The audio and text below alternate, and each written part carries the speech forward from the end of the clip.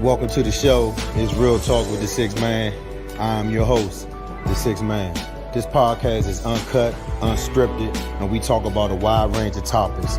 Black entrepreneurship, social injustice, education, finances, the family dynamic, Me Too movement, Black Lives Matter, and mental health, along with many more. It's a Real Talk podcast to empower, educate, encourage, uplift, and inspire, and to allow others to be better than they were yesterday.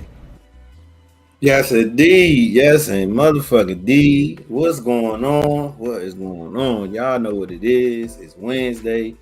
It's always that good hump day edition, man, because we almost there. I swear, Joe. I'm ready. Look, for some reason this week, I'm just ready. I'm just ready for it to be motherfucking Friday tomorrow. I don't know why. And I ain't gonna lie, since we've been back from Mexico, we came back from Mexico on a Monday, so our week was short. And then what happened? Was it we just had a holiday on a Monday, so that week was short. And so here it is. We had a full week this week, but it's already Wednesday, about to be Thursday, so it's almost over. Oh man. I know. It's just something about knowing that you got to get up and go to work, man. Like, it's like, what is that? Like, what? I got to do what? Yeah, because we don't want to go. I know I don't want to go. All right, so it's the middle, it's the break of the week, man. How's it looking for you? Let me check these comments. You know what, Kevin, it's looking good. It's looking good. I am happy that it's Wednesday, so tomorrow's Thursday, Friday, so I'm happy the weekend is coming. But my week has been pretty good, you know, work-wise, personal, life-wise, my week good. Is everything's good. I can't because you know there's a lot of crazy shit going on out here. It is. It's like I tell you all the time, it's so much. It is, it's so much. It's a lot, man. Like, I don't get it. And I know it's not for me to get everything, but I'm just like, what the fuck, Joe? Look, I heard about it. Like somebody even from down here was like, man, you ain't seen the dude on the news? I was like, nah, on the news. Where? They was like, man, in Maryland. I was like, oh, in Maryland? But he was in DC. And I think the nigga was uptown somewhere or something. I guess he shot at somebody or did something, but the nigga was climbing the motherfucking the power lines or the I was like, what? He's doing what? Somebody told me that. I was like, you got to be lying. When I saw it on TV, I was like, and he had the streets blocked off. I mean, they were out there. This nigga had on black jeans or some black pants, a white t-shirt, and a motherfucking scut. I'm like, what? And that's when he put on clothes. Before he was naked. Oh, he was naked at first. Oh, wow. Naked at first. Wow. Then he went somewhere and put on some clothes. And then played Spider-Man on a motherfucking. That nigga was trying to fry himself, man. What the fuck? So that was that. I'm mad that made national news. I didn't even know it did. What happened to Macy? What happened? I don't know. What happened to it? I don't know. Somebody said they had to cut the power to the whole block. That would piss me off. So you mean I can't cook dinner? I can't. What the fuck? I'm going out here with this nigga ass myself. What the fuck? I know. Can you imagine? And I remember if it was hot that day too. I think it was. So motherfuckers, no AC because of this dumb motherfucker. Because of him. Man, listen, I don't promote violence, but goddamn it, yeah. The holy hands must touch it. You, goddamn it! What the? That was wild though. No dinner, no AC. Exactly. I'll be pissed. I'll be out there. Excuse me. How long is she gonna take? Goddamn, it's hot as some bitch in my house. And you know people was outside doing that. You know they were. Yeah, talking shit, right? Drinking and shit. Yeah, cussing this dumb ass out, looking like a ghetto black spider monkey. Like, what the fuck is he doing? I said, is he gonna fry himself or what? Like, is he trying to commit? He must be just trying to commit suicide now. Yeah, I'm not doing that. I don't know. And I forgot. I see squirrels do that shit all the time, and I'll be like, oh no, because I know because they constantly doing it. I've seen videos of motherfucking squirrels. Poof! Like, what the fuck was that? I'm telling you. And then I forgot, Kevin, how he even.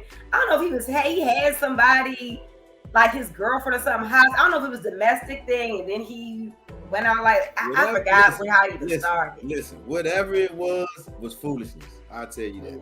Whatever it was foolishness.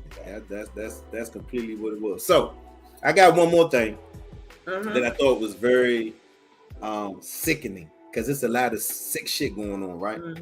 And I'm not 100%. I mean, while I'm talking about it, maybe you can look it up. I don't know, because I know you heard about it too. But the place where the police chief was caught up in the like sex trafficking type shit. It was in Florida. It was in Florida. It was in Florida? Yes, that guy. Yeah. What part of Florida? I don't know if he was. He was from some small county in Florida, but he was going. They called him in Orlando. Wow. Yes, that police chief. And it was a big ring, so he was just there, and and got caught the fuck up. Part of it. Wow. A part of it. And like the sex traffic. I was like, a police assistant chief? Wow. Yes. And there's another video with a dude who caught a dude going to meet a 13-year-old, and the dude ain't want him on camera, so he like walked to the bank. He was outside, so the dude that was meeting the 12-year-old got mad and was like, I'm gonna call the police. And the motherfucker that was recording him was like, yeah, call the motherfucking police so I can tell them what your motherfucking ass was doing. And they eventually arrested the dude. But it's so much. It's almost like you can't take a lot of the shit that you hear or see that serious, because it will fuck with you, because it's so much of it. It's so much. I mean, it's so much of it, Joe. Like, for real. Like, it is. Even what happened with the rapper who just got killed. I was just talking about that online. I was just like, every week. It's like every week. But then the controversy with that, saying that his girlfriend shouldn't have posted where they were. So now it's like some people are blaming her for posting that. But how I personally feel, he was at a restaurant. There's people in the restaurant. Somebody could have easily been like, "Oh, such and such is in here." But listen. Watch this. And I mean, I know we always so quick to judge, but watch this. So if it's Friday night, we all work. Remember that song? It's Friday night. Just got paid. Yeah. Spend my money my own way. I just made that up. But when you go out, right? What you gonna do? You get your drink, you gonna picture, you gonna filter it, make sure it look cute, and then get what you gonna do. You gonna put your location and you gonna post that shit. Yeah. And so I mean, I get on Angel sometimes because I'll be like, I don't post as much, and like you do post. I said I do. I said, but I think I gotta want to do it. I don't do it just to do it. Like all the time. You're right. Yeah, no, you know what I'm saying? Like if I feel like, oh man, let me, you know what I'm saying? But not like, I gotta do it. So I feel like somebody can't say, it is too much with the posting where you at and your business and shit. I mean, let's just be honest. He do got a couple dollars. He is, a celebrity. I didn't know who he was, but a lot of people know him. I saw Gilly talking about him today, so he must have been somebody, that covered or whatever. Yeah. So, but I think it's just sad. Again, I think we had this conversation months ago about the team that went to prom and Baltimore area. He went to prom. He had a little slick watch on and some Jordans, and somebody robbed and killed him. Took his watch and his Jordans on prom night. I'm like, what the fuck? Like, y'all, what the fuck is going on? But what I don't get, Kevin. You wear that watch. A motherfucker gonna know who. But the thing is that.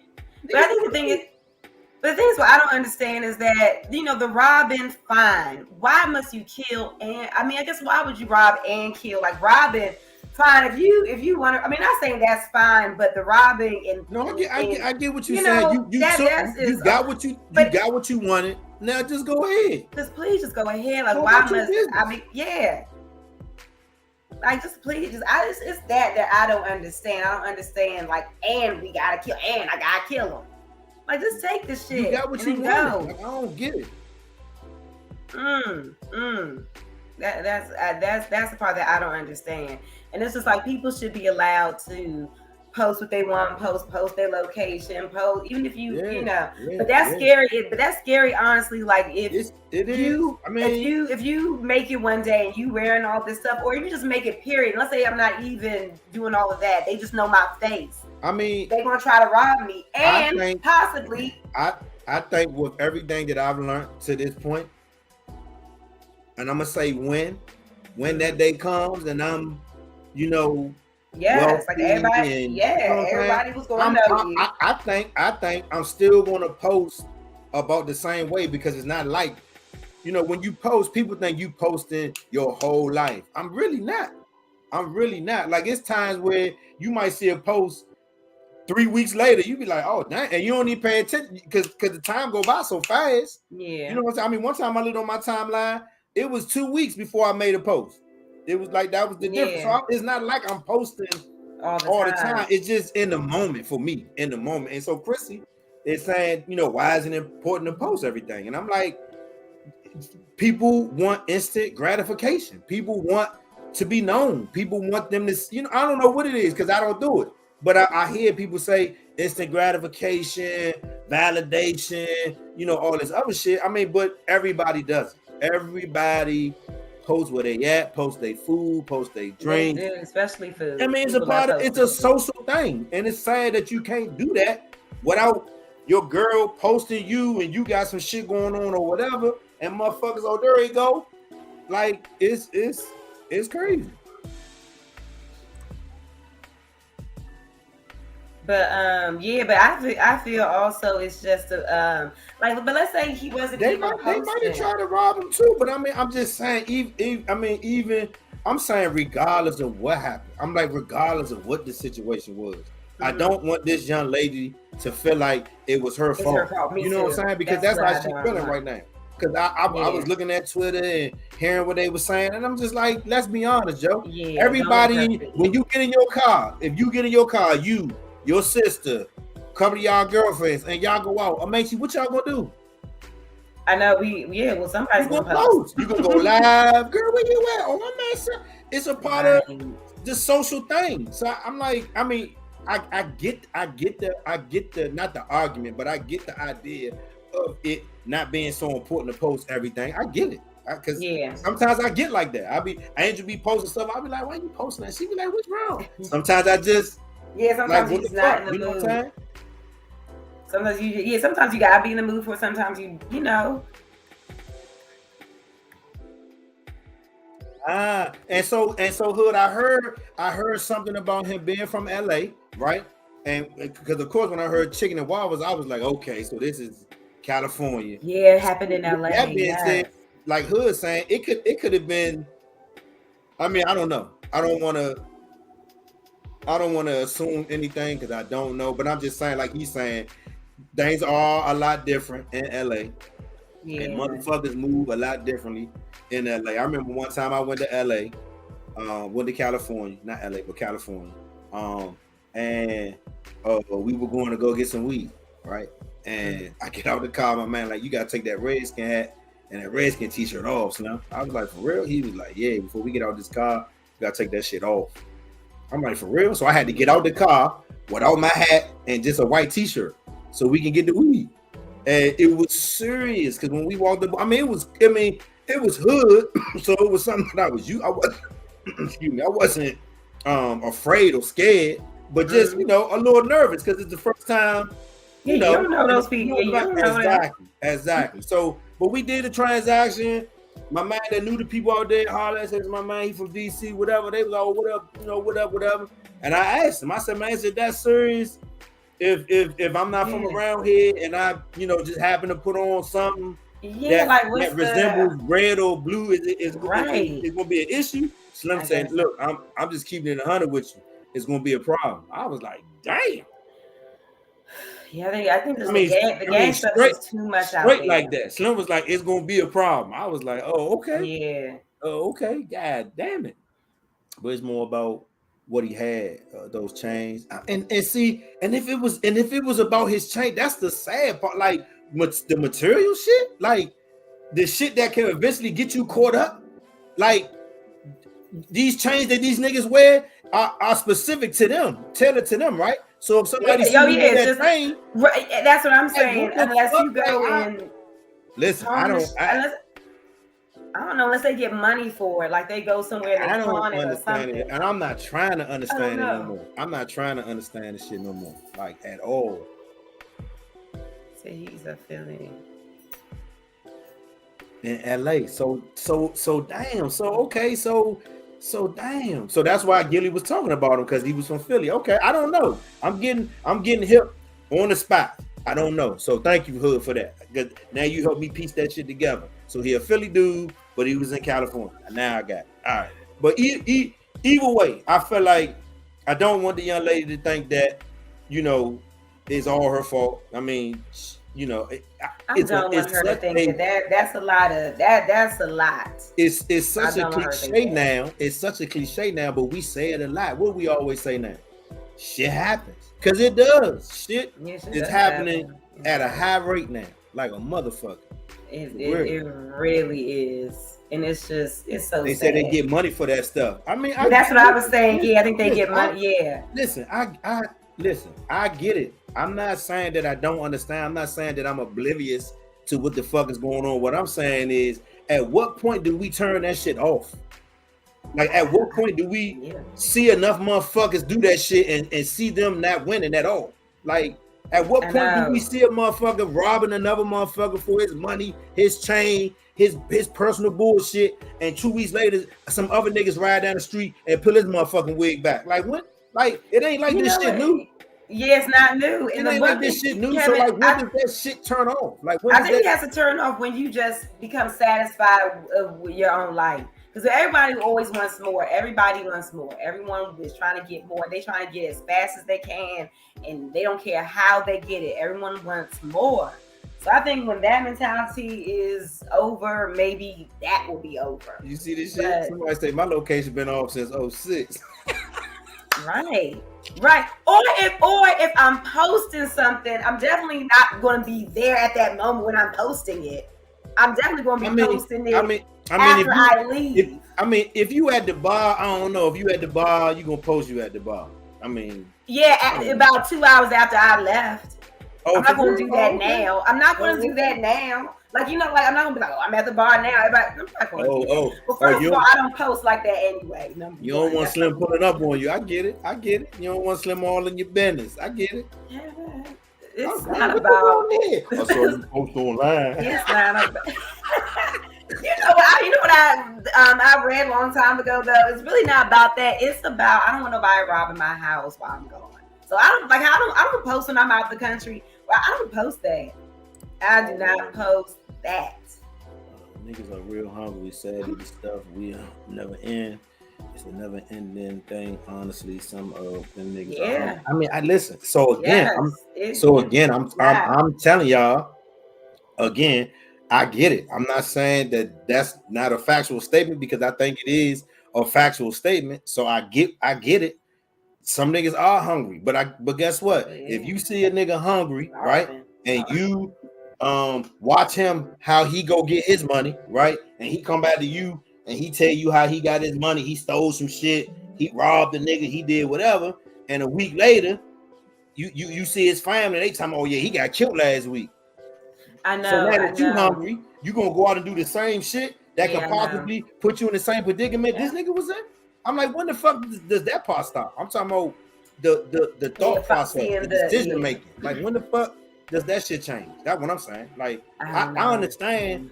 There's a lot of motherfuckers fucked up out here. I understand. I was fucked up. I was at the curry out waiting for everybody to leave out to order my food and get them all changed for my food. I've been there. I mean, I think we had. Nigga was hungry. Nigga had these quarters. I'm gonna give me something to eat. And you literally hungry, like hungry, starving. Get me out of the way. Yeah, fuck that. Starving. And I mean, again, like I say, not to get too far into my shit, but listen, motherfuckers that know me know how I got down back in the day. I was not proud of a lot of shit that I did, but I would tell you this: I don't regret none of the shit that I did, because a lot of the shit that I did, majority of it, came from a good place. But you know what, Kevin? I'm going to tell you. I want to tell you, I know my uncle one time, and God rest his soul, but my uncle told me, he said, crime is easy.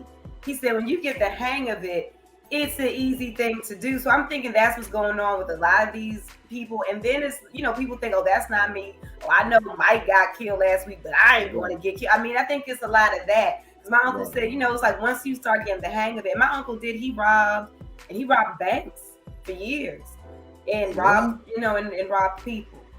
But he said, but it's easy. He said it's a easy thing once you get the hang of it. I agree with that comment too. Somebody wrote that everybody not hungry. They ain't hungry. Because some of it is for clout, some of it is for I don't know. I feel like all of it at the end of the day it needs to be done and over with. That's just me. I just feel like a lot of that shit needs to be done and fucking over with. Fast money. I mean, fast money. Let's stop. Let's pump our brakes for 1 second. Okay, fast money. How positive? How many positive outcomes have people had trying to get fast money? Very few positive outcomes, because a lot of outcomes from fast money involve what? Possibly getting robbed, getting shot, getting stabbed, getting locked up. Like I say, I get it, but I don't get it, because I'm like, damn. I mean, at my job today, again, I was like not the laugh of the office, but just like motherfuckers was in disbelief. So one of my coworkers, his birthday is today, and he turned 35 today. Oh wow, 35, right? So my other coworker, who is 2 years older than my daughter, was like, hold on, damn, Kevin, so you older than all of us. And we at the table eating lunch. I just looked and smiled and was like, man, it is what it is. I don't believe you. I don't think that you over 40. So I pulled out my ID. I gave it to her. She looked. She gave it to my coworker that had the birthday. He looked. He was like, yeah, you 44 for real? I was like, yeah, nigga. He was like, nigga, you don't look a day over 39. I was like, I appreciate that. That. So, you know what I'm saying? At 44, I just don't see things the same way. And I know somebody's the argument or the rebuttal going to be, but Kato, you got to look at them, Slim. They not your age. And I get that. But now this is me trying to be the OG, trying to talk to them. Like, nah, Slim, this ain't where it's at no more, dog. It's just not. What you need? What you want trade school? You good with your hands? Can you sing? Can you tap dance? What the fuck can you do? Some of the things that we talk to with the kids is, what do you like? You know what I'm saying?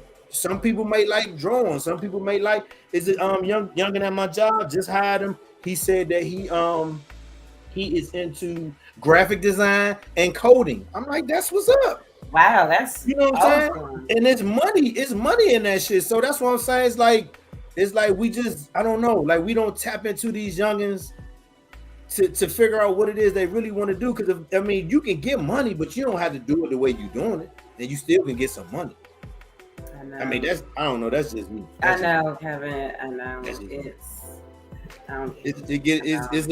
Like I say, we just went like a good maybe like 7 or 8 minutes with that shit. Because it's so much of it. Well, we want a good time. It's almost 8:30, so we want a good time. You see what I'm saying? So let's push back. Let's push back, and let's kind of get into what we said we were going to talk about. Yes. So I want to say you did it maybe the other day or maybe the other day, maybe 2 days, if that, and you put up a post in regards to your friendship with your male friends, right? Mm-hmm. And you said something like them setting the standard for you when you get involved with somebody by the way they treat you. Yeah, they've always have. Right. They've always have. Yeah. And so you said it's been over, I want to say 20 years. It was like 25. We're definitely over 20 years. Okay. Definitely like 25. So let's talk about that, because we know that there are some relationships that are, that can be a good thing, but we do know of some like them memes when a motherfucker get drunk and they show that meme with the dude humping the girl, and they be at the top and be like, "Oh, when best friends get drunk." Like, okay, is that what we doing? Okay, when best friends get drunk, I bet. So kind of talk about so I mean, for me, I just want you to kind of touch on the part. I mean, we kind of know what those friendships look like, because I mean, I got female friends I've been friends with over 20 years as well. So you know what I'm saying, and never crossed that line. Never good. Once. Never, but, but when you posted it, I felt like you posted it in a way where you had like meaning of, one, why you were posting it that way, and then two, it definitely made you feel a certain type of way, so you shared it. So kind of talk about how's that look for you, like that platonic relationship. Did I call it relationship or friendship? So can it be a relationship and a friendship? It is a relationship. I mean, it's a relationship, both. I think it's friendship and relationship. Oh, I mean, what's the new one? Both. BOAF. Both. BOAF. Oh, that's God, the new term. I'm both. Not heard of that one. Yeah.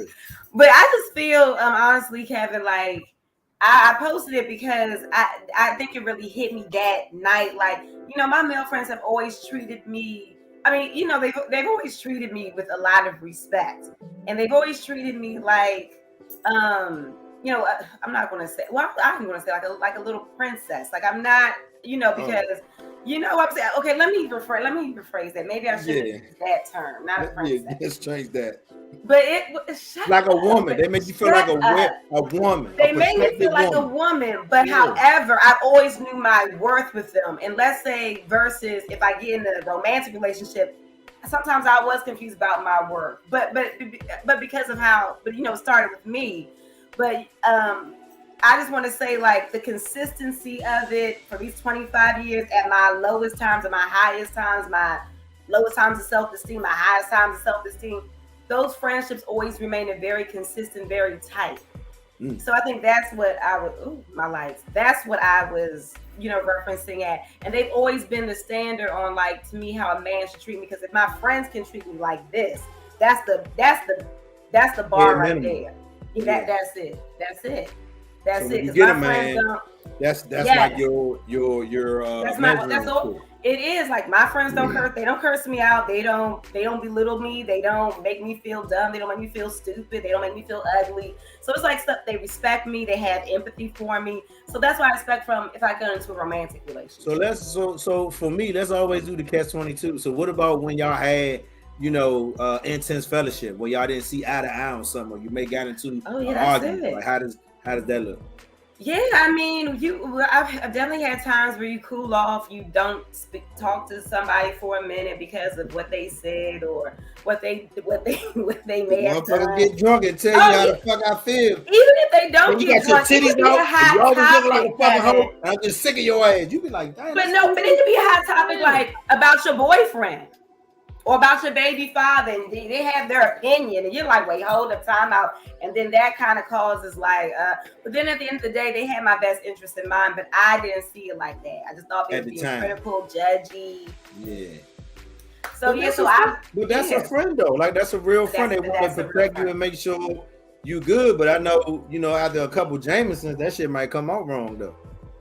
Hell yeah. I mean, I'm sorry to say, even sober times it comes off wrong. Even sober times it comes, because you're so close to them, it come off wrong even if we're not drinking. So, I mean, people get really into their feelings, like, I just had my moments. You just like, but I love him. He's my man. And so, you go through that whole craziness. But they were right at the end of the day. But maybe their delivery was what I feel like.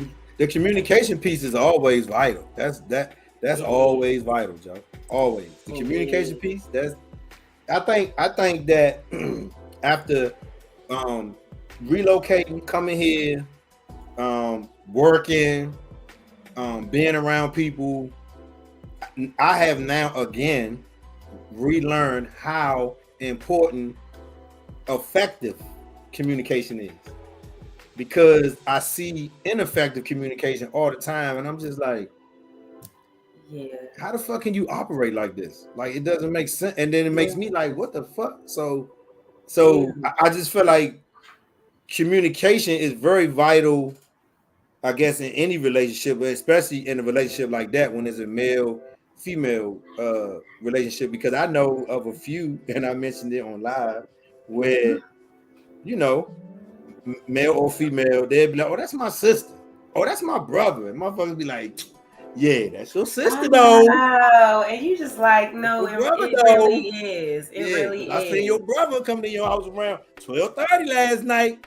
Yeah, I'm definitely not that sort of friend. Like I'm just saying. Like I've seen friendships kind of be what you're saying it is, and whatever happens, whether it's one of the friends need to be consoled, or maybe a friend lost a family member, or you just want to be there, what they call it, time of need, and then the shit happens. Like, and then now it happens, and either male or female catch feelings, and you still trying to go on with life as usual, as normal, so to speak. And whether it's the male or female who might be, got a date or living their life, and the other person saying like, "What the fuck?" and you like, "What the fuck?" Like, and so it's like, what did Miss K-Ron call it? A soul tie. That's what she called it. So I think people don't understand that when you do that, you connect to one another. Yeah, you are connected in a lot of different forms, right? And so if you, even though it was supposed to be a fling or whatever it was, even when you come out, there's something something inside of you, something on him, and when y'all see each other, depending on what you see, the emotions come in. But I have it's a question / statement. So I've always heard, like, and it depends on like how you all became friends and how did that friendship even come to be. I always feel that somebody had an attraction first beforehand, and they got pushed into the friend zone. I do. And they took the friend zone because you still can be around that person all the time. They took what they could. Trust me. I'm right with you, sister.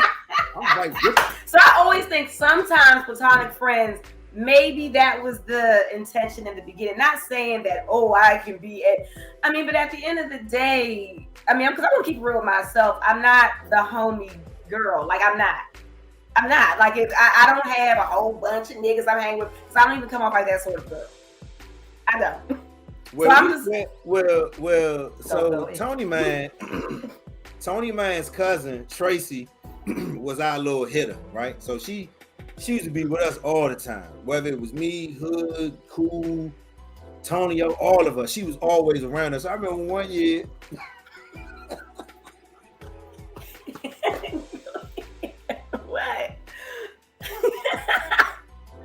What happened? I remember one year she came to our school. I can't remember if it was for homecoming. I don't think it was for homecoming. But she came to our school and she was coming to visit somebody that we knew. I'm going to just say that. She was coming to visit somebody that we knew. So ultimately, she had to come to my room because she was waiting for him. And her being in my room while Tony Man wasn't around was the only acceptable thing. She had to be around me. I was like, all right, cool. But she eventually... Wait, who gave her those rules? Wait, the dude did, or did Tony Man give her the rules? No, yeah, Tony Man. Tony Man was like, this is what it is. Okay. You want to be up here? I gotta go. I think he had to go to class or work. I think he had to go to work. I think Tony Man had to go to work, and he was like, man, you got to stay with Kevin.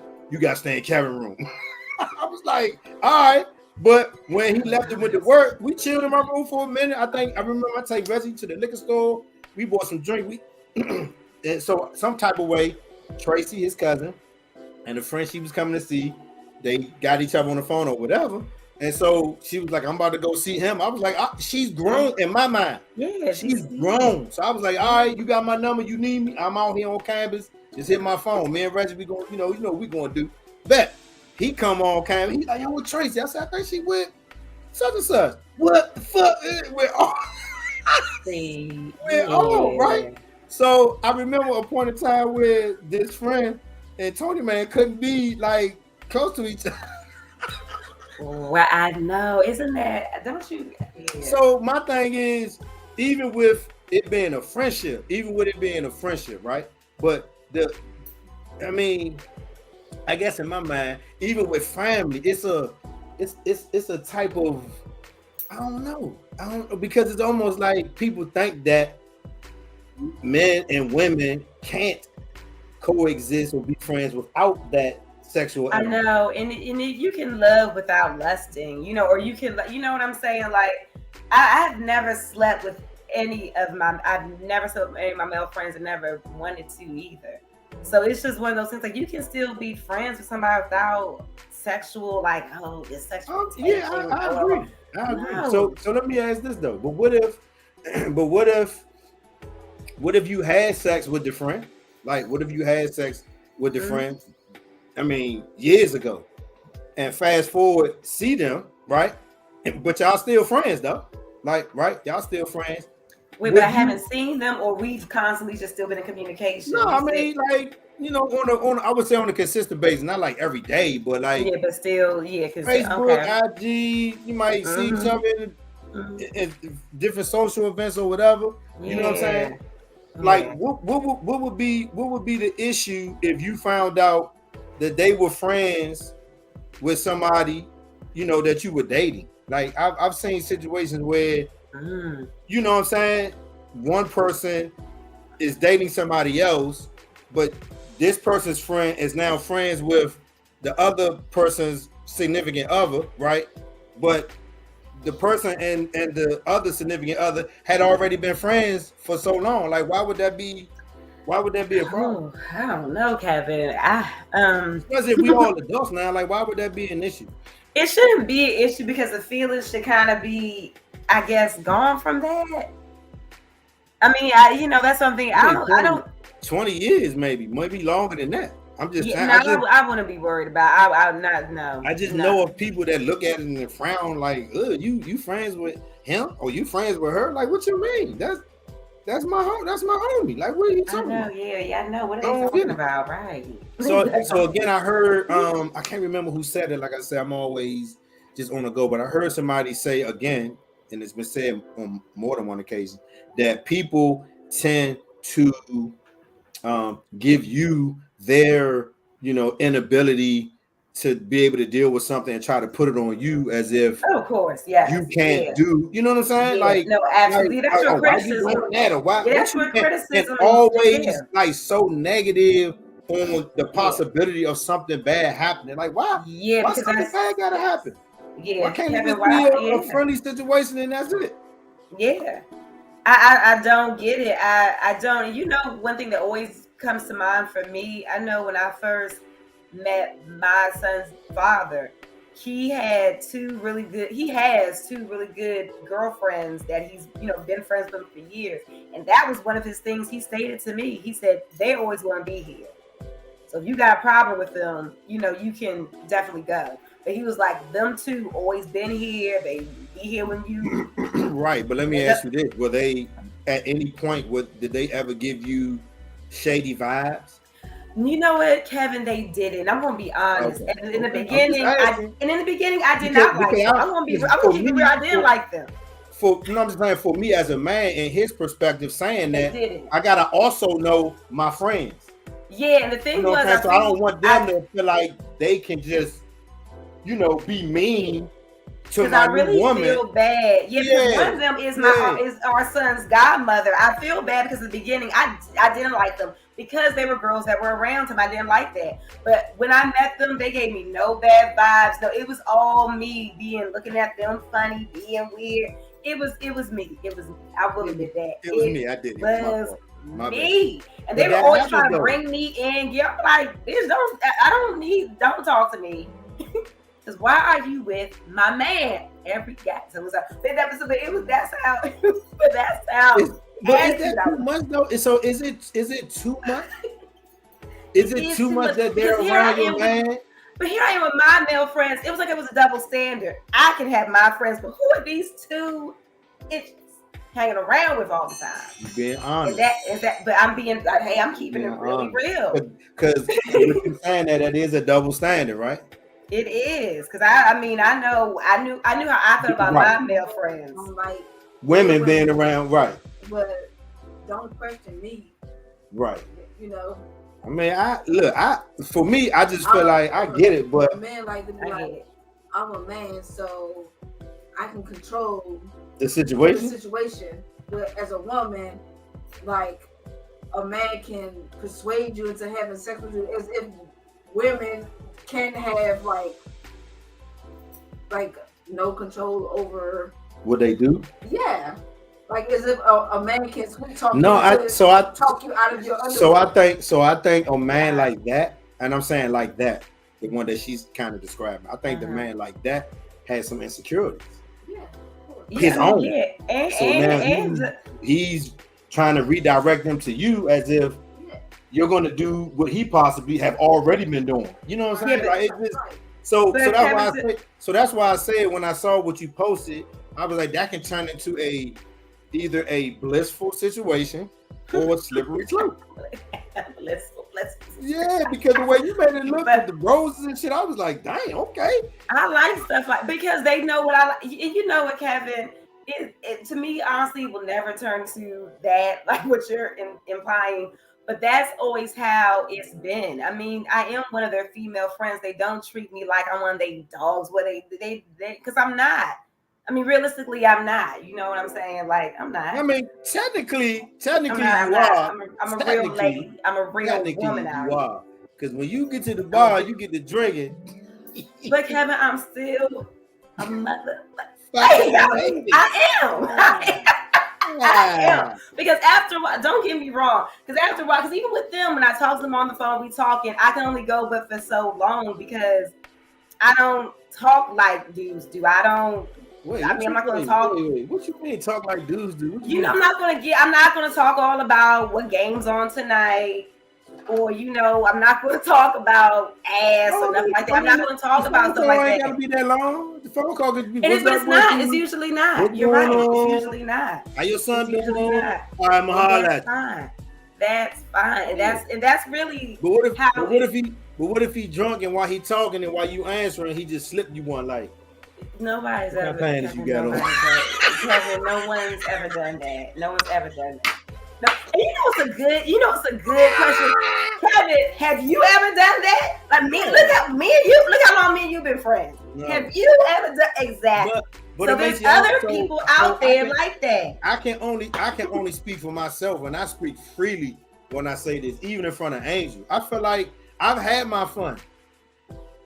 And there's a lot of men out here who probably didn't have the kind of fun that I had. I'm talking about. This is a good point. I'm not meeting new male friends. I'm built different. Yeah, but the thing is, like, I'm not meeting new male friends, and maybe that is the difference. I've known these people for a long time, and if I was meeting a new male friend, I would be a little skeptical because why does this dude want to be my friend? And be like, I would be like that. So these dudes, when I was younger, it was different. A lot of these older dudes are the dudes that was probably street dudes, or dudes that ran the street in their 20s and 30s, and now that they in their late 30s, 40s, they get a job with Metro or a good stable job like Pepco, and now they 50, 60 years old. Now they got a couple dollars, they got retirement funds, now they trying to live their best life. I'm like, nigga, that shit is over.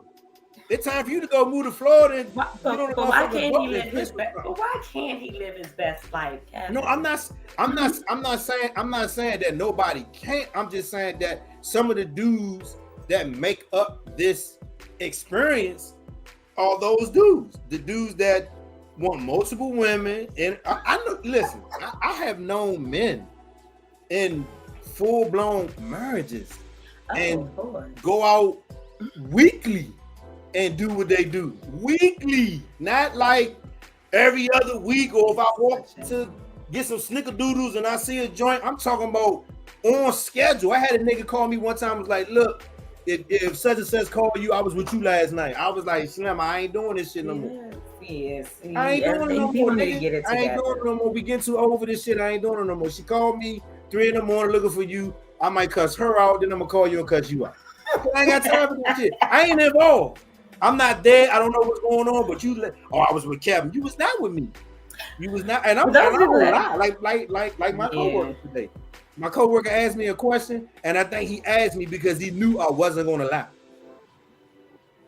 And I told him the truth, and he was like, oh, "Okay, thanks." And I'm just like, I'm not gonna lie to you.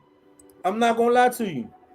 It's knowing that your friend shares something. You have people can hide their emotions until things come to surface, and that's what I'm talking about. It be motherfuckers that be your friend, be chilling, and in that one vulnerable moment, they got your ass. They like, yeah, come here, I've been wanting to do this the whole time. Like, come on, yo, that ain't real. You my friend with what they call it. You got motivation behind why you my friend. Like you ain't. But you know what, Kevin? Yeah, but these are. But this is where I get not confused. But this is just where this is where I'm at. Benefit because you didn't have sex yet. But this is where I'm at. Like if I meet a man today and all he wants to do is be my friend, no, I don't trust that. I'm not doing that with him. Like I'm not. But let's say a dude I met when I was 17, 18 years old, that is different. The crush can't last all that long of a time. And now he what? No one is feeling that no more. Don't you know? And I know Angel gonna laugh when I say this, but it's the truth. It's the truth. So I tell youngers now that having no game is the new game. What you mean, What you mean? Tell her the truth. So she can know what to expect, nigga. You never know what a woman might be wanting to deal with. You never know. You don't know until you ask. You don't know until you ask. I don't get it. I don't get it. So what I'm saying is, instead of trying to play games and finesse the situation, tell her that you work at motherfucking Pizza Hut, but you make $18 an hour. You live with your mother. You got one kid. Like what? Tell her your situation versus lying to her. Because when she find out you lied, then she don't trust you no more anyway. Because I know one thing for a woman: once you lie, cheat, or whatever. Not saying that a lot of women leave or whatever, but they look at you and they like, they might not straighten up, but they look like, I don't know. So just be honest. I tell the nigga, just be honest. They ain't no need lying, nigga. And then with the relationship thing, be honest. You looking for a relationship? Not really. Yeah. I do agree. Don't look good though. What's good? She gonna either turn you down or you gonna get them draws. It's that simple. That's what I be saying. It sounds what people say misogynistic. Is that how you say it? Mm-hmm. But it's not. It's just the truth. Women like to have sex too.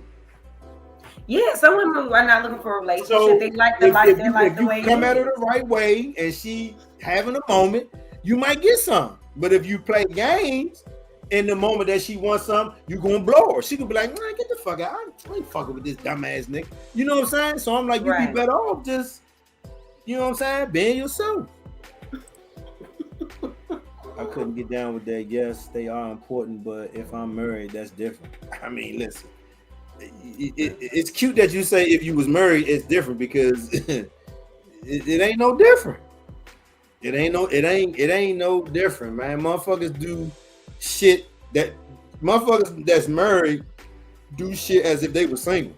Like what? But no, I think this person is talking about the friendships. They're talking about the platonic friends, like having the friends. Yeah, I got it. If they were married, they'd be like, I don't know if I do that. I got it. I mean, I know of a situation like that too. And like, okay, for me, one time, two of my coworkers, both females, I invited. We was at work. It was lunchtime. They was like, "Damn, what we gonna eat for lunch?" I was like, "Oh, fuck that! I cooked out last night. It's a rack of food at my house, right?" Mm-hmm. Took them to my house. They made plates. They was like, "Oh, damn, Kevin, you got everything." My ex-wife called and was like, "What you doing when you get off?" I was like, "I don't know, whatever, some type of way." I ended up telling her. She didn't ask. I ended up telling her. I was like, "Oh, look, I'm at the house. My coworkers here. I'm letting them get something to eat." Now I'm telling her that they're at the house and they're getting something to eat. She went the fuck off. I was like, "Damn, what the fuck?" So the thing that I got from her was I was supposed to tell her beforehand that I was bringing them into our house. I was like, "Man." Well, I'm just saying I don't know. Like, because I'm like, even if I've already told them that they can have lunch and we have food, like if I call you and tell you beforehand, and you say no, they can't come in the house. Yeah, what am I honestly, I do. Yeah, and I don't mean to really. I'm even saying this, but I do agree with your ex-wife with that, especially because of the opposite sex. You know, yeah, you should have told her. I mean, but you didn't. But you didn't ask. Co-workers. But no, listen though. But you didn't ask me. I just told you. I didn't tell you the immediate thought. But I did. I said, oh, hey, by the way. So it's not like I hid this shit. On the way or before. No, I told her while we were there. Okay, that's I told her while we were there. That's why I was like, I can see. So what I'm saying is, I can see if that situation happened, and you found out after the fact that they were there, and I didn't tell you. Then I can kind of see you maybe having an issue with it. I understand, but me being there and saying, "Oh, hey, this what it is." By the way, my two coworkers. Yeah, make it. I would have gotten a little bit like, wow, you could have told me before. I would have felt like that though, honestly, too. I would have felt. Oh my God.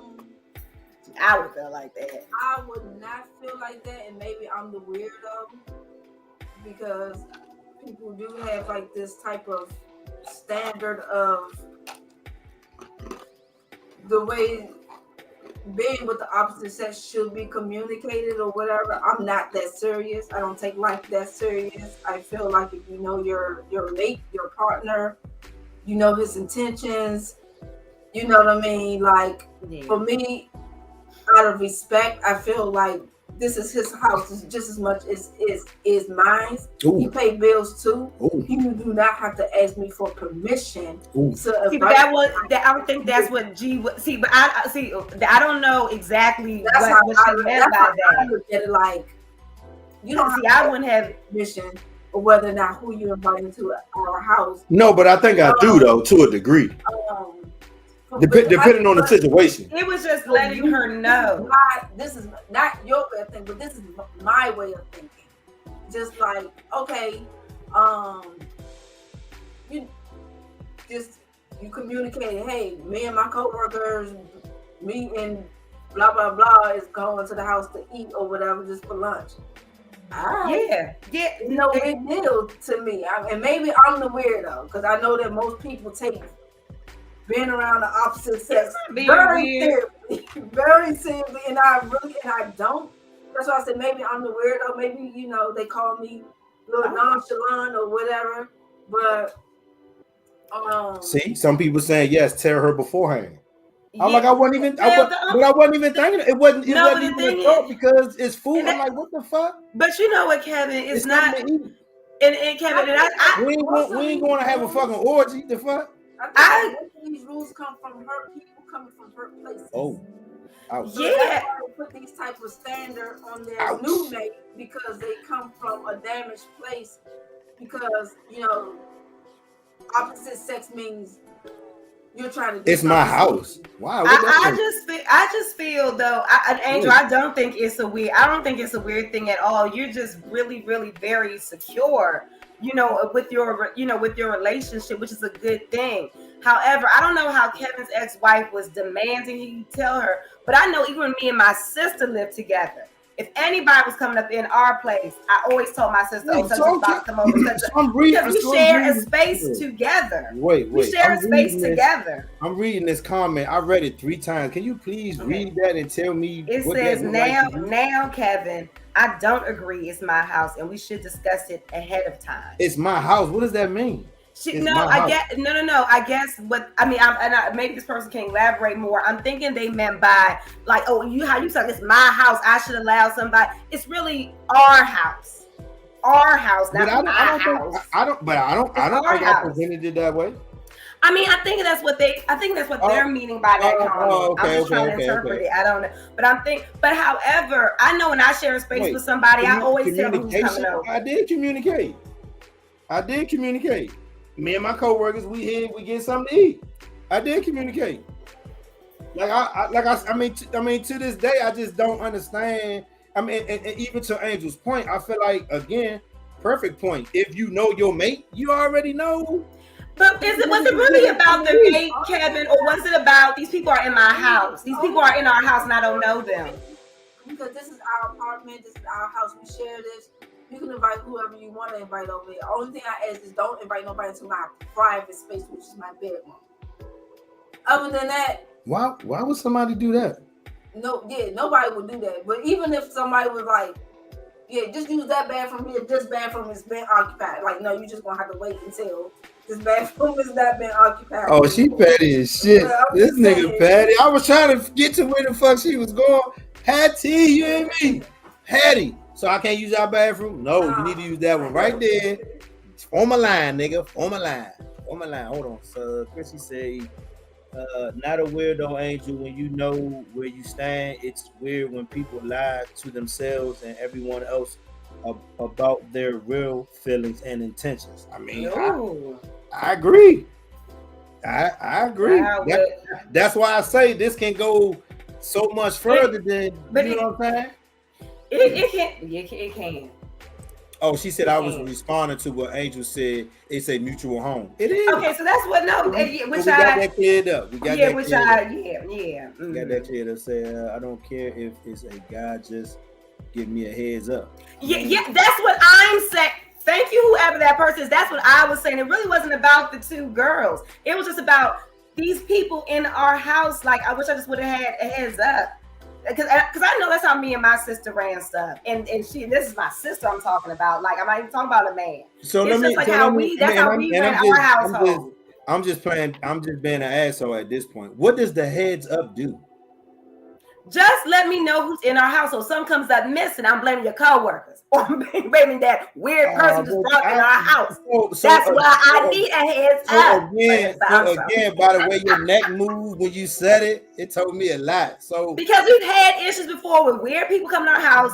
I didn't know who people were. Now stuff is missing. Tell me heads up now. Why is weird people in your house? Exactly. But I'm not. So again, I'm very. So I need a heads up. If it's somebody, listen. As a man, and I'm speaking for a lot of men right now. I'm talking about anybody. Wait. I'm just saying because I know a lot of men feel the way I feel and what I'm about to say. I think as a man, we take the role of being provider and protector seriously. So we don't necessarily have to tell you when we're in protection mode or when we see something or when we're not going to put people in our circle or bring anybody to our house that we think is going to, you know what I'm saying, do some wild shit. Now we don't think they will. And they still might. But I'm just saying from our point of view. But from our point of view, we've been around these people.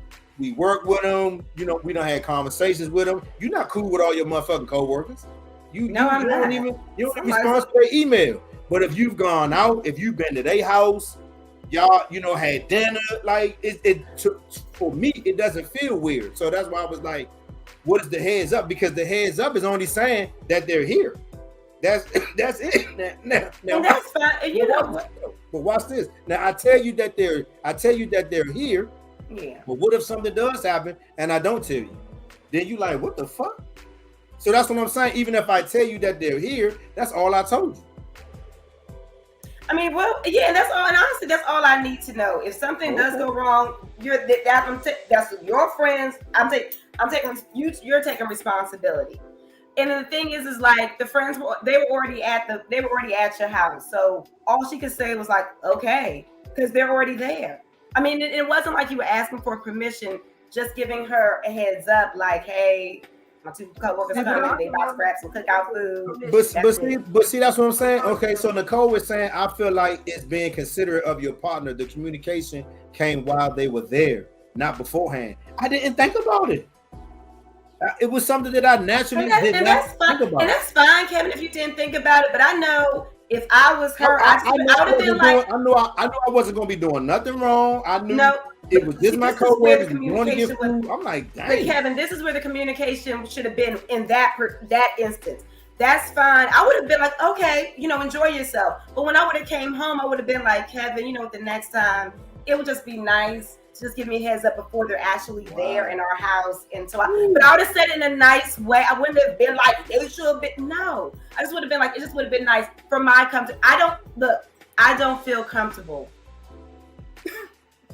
So it would have been nice if you just would have gave me a heads up. And that could have been it. So in a blink of an eye, not saying that we had a particular place to go eat, because we were going to go to get something to eat. So in that quick moment, I said, "Oh yeah, come on, y'all go to my house. We cooked out last night. Y'all come and get some food." So in that instant, I gotta pick up the phone and call and be like, "Oh yeah, I got two of my coworkers. They coming to the house." In that instant, or a text. You don't have to like really say it in front of them. But Kevin, even how you did it, the time that you did it, fine. You told her they were already there. No, I'm just comparing it to what I'm hearing, and just saying the differences of how people think. And it's fine. You know, it's fine that you didn't know that time. Yeah. It's fine. It's so good that you didn't know and you told her while you were there. However, the next time, what she should have said is like, "I just prefer a heads up." I'm like, "I just prefer a heads up." That's it. But I don't know how I could imagine how the conversation went, and that's why it became. Well, see, this person is saying, "Do you know I may have been home doing something special and you didn't know?" I wouldn't know. If you're doing something special and it's a surprise, then I wouldn't know. So I mean, it is what it is. I mean, you know what I'm saying? I'm not saying that I think I was right. I'm just saying that's when it happened. As soon as I thought about it, I was like, "Oh yeah." But I was going to say, Kevin, I have a question for you. So that incident that happened, how was the communication? See, that's always the problem. Because that's when people really when issues come up. How was the communication after that? Was it said nicely, or was it said you won't? It was a problem. Exactly. That one little issue. To me, it was a bigger problem than what I even felt like it was. Because in my mind, yes, I didn't tell you beforehand, but I did tell you why they were still here. So that's where communication is different. See, but that's where communication is important, because it's the delivery. Because I wouldn't have gotten all upset like that, but I still would have told you how I felt though. But I wouldn't have gotten all right, because once you get all like this, it makes that issue so much huger than what it really is. Because it's really not a big issue. But my comfortability, I didn't feel right about it. So Hood said, "Flip it. Imagine if my wife called me, told me she has 2 male co-workers at the house. What would be my reaction? Especially I didn't know beforehand." What would it be? I'm answering the question. Yeah, I don't know. What's your reaction? I don't know. That's what I'm saying. You know what I'm saying? That's what I'm saying. I think for me, it's not like it's a cut and dry type answer or cut and dry type, you know what I'm saying, situation. You know what I'm saying? Because I mean, okay. So if Angel said, let's use Angel. If Angel said, "Oh yeah, by the way, too, Mike and Earl, they're here. They just came over to get some leftover plates, blah blah blah. Blah, blah. But they're there. They're there." So she's doing the same thing I did. Yes. Basically. And they're there, and I can hear them getting something to eat. I mean, I feel like, she didn't call beforehand, but she's calling me now to let me know. Okay. It'd be a different story if I found out and she didn't tell me they was at the house. Then that's a different situation. So I guess that's my thing. But what y'all saying? But why is it different? Because it's your house. So I mean, okay. So you're saying, so if she never told you, it would have been it would be an issue. I think if she never told me, it would be a conversation. But for her to tell me, even in the moment, all right, the fuck, it's a lot of food in this motherfucker. And we cook too much anyway, so let them eat that shit. All we gonna do is throw it in the trash anyway. And that's fine. And so if that happens again, you'll be fine with how it went down, like telling you right when those people are there. You will be fine if it goes like that from here on out, or just in that one moment. Why wouldn't I be? Okay. I mean, so we talking about communication.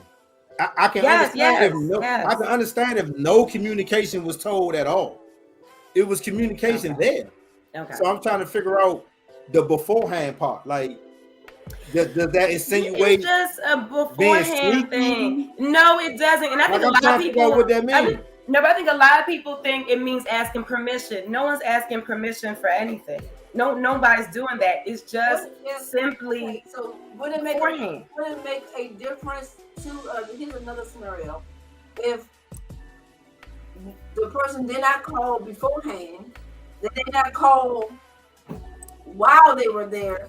I'm pulling up. But said it after the end of the day. We already know you pulling up. You know how you and your man you're talking after I get off of work, like, yeah, me such and such and such and such. We came over here for lunch today, and we ate this and ate that and ate that. Would that be a problem? Oh yeah, and I'm just finding out they were at my house. Would that be a problem for you? Yeah, if I'm just finding out they were at my house, and I never knew they were at my house. I was asking Kevin.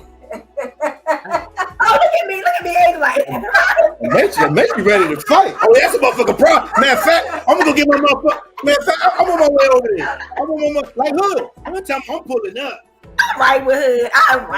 I'm pulling up. I was like, no, I'm not pulling up. I'm not. I would just be like, next time, just give me a heads up, okay? Next time. I mean, and I'm checking them sheets. I'm checking that comfort make sure. And I have to say this for me because it's kind of my situation. It was no malice intent in what I was doing. We know that. You know what I'm saying? So that's why I didn't feel the way she was feeling, because I was like, there was nothing malice behind it, and I still communicated that it was somebody at the house. I didn't leave it blank.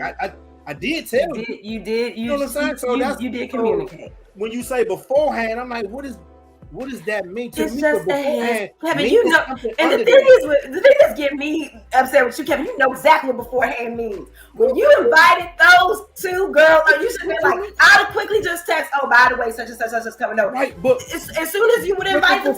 Okay. So I guess my question is the beforehand. What does the beforehand do that the then doesn't do? Because it's just showing me the communication, number one, the trust value, number two. I did trust value, number two, and make sure you pick up shit around the house before they come in. Make sure my panties and bra ain't out in the living room. That's what the heads up is for. So that's it. That's okay. All. So I have another question. Deception. So what if? That's somebody said one is information, the other is deception. Wow. Ooh, so that's what I'm saying. The before to me, the before, I felt it. As soon as I heard beforehand, I felt it. I felt something under the beforehand, because it's almost like you ain't telling me this before. Like, what the fuck is under the beforehand? So right there for me, the beforehand is something from back here. Something that has happened previously, and beforehand. Of course, it's probably that. So what if somebody do say, if me and my coworkers are on the way to the house, we better get something to eat, and then your partner be like, you better not have them coming to my house. Oh, what do you do then? Because now you're stuck because you done already told your coworkers, oh yeah, I got this at the house, I got this at the house. And now you're on your way. And now you can't go to the house. Yeah, so now you can't. Like, oh, my girlfriend said that we can't go. You can't go, right. Yeah, I know. And you know what, Angel, I've been in those predicaments. I've been the co-worker. Let's just say that. I've been the person who would be like, you know, you can't go to my house no more. Chrissy said the road to hell is paved with good intentions. Ooh, wow, deep. So again, for me, that statement doesn't make me feel no type of way, because at the end of the day, for me, again, no malice intent. I still communicated, so I'm leaving it there. Because I get that other people have different thoughts, different thought patterns. What's the other one? Different boundaries. And and off the gate, one of the things that was stated was boundaries. Like we need to start making boundaries. Okay, because we had never done that. So now boundaries is set. This is what we should be doing. Okay, no problem. That's it. To make a long story short, keep niggas out your house. to keep it high. Look, we can go to this restaurant. Hey, listen. We can go to the cafeteria. Wait. We can go to McDonald's. Wait. So even to Hood's point, I've been to Hood's house. I've been on the phone with Hood. Where you at? I'm on the way to the liquor store. All right, I'm close to your house. I'll be at your house in a minute. He was like, all right, my wife in there. Wifey in there. All right, bet. Now we've already communicated. It's you. Wait. Let me finish. I didn't go in his house though. Okay. I waited for him to get home. Okay. Well, that's okay. Well, good. So that's good. So, but again, back to Angel's point, knowing your partner. Because if you know that I'm like that, what the fuck is the real problem? I communicated it with you. I didn't do it when beforehand, but I did communicate. So what the fuck, like? And honestly, but this is how. But honestly, she should. But you're not, Kevin. She should have gave you credit though for at least communicating. Like that should have been it. Like, you know what? Thank you for telling me. This is another one. Communication should be discussed because people view it different. You see what I'm saying? Yeah, absolutely. So again. Yes, whoever said that. Yes. So again, in my defense, in that moment, when I thought about it, I called her. It wasn't beforehand. Why? Because it wasn't planned. If it was planned, then that's something different. Hey, around 6 o'clock, my coworker's coming over. You all right with that? Not in the moment. Oh, come on, y'all, let's go get something to eat real quick. That's in the moment. So there's a difference in being in the moment or planning it. Now, if I plan it and I don't take like damn, some way. So you plan a whole night without me and motherfuckers. You know what I'm saying? Like it's so for me. I don't know. It's just I don't know. It's the wonderful world of being in a relationship. Oh, it is, and it's called compromising and all that stuff too. Kevin, it really is. It's about knowing your person because some people are very uncomfortable with certain things. And some people are relaxed with certain things. I'm that type of person. Like, look, I don't give a shit what you do. I'm here for the fun. Funny as shit, Joe. I'm here for the fun. I'm not trying to tell nobody what they can and cannot do. But Angel, I don't think. Angel, I don't think that's beforehand is consideration, collaboration, coordination. After the fact is deal with it.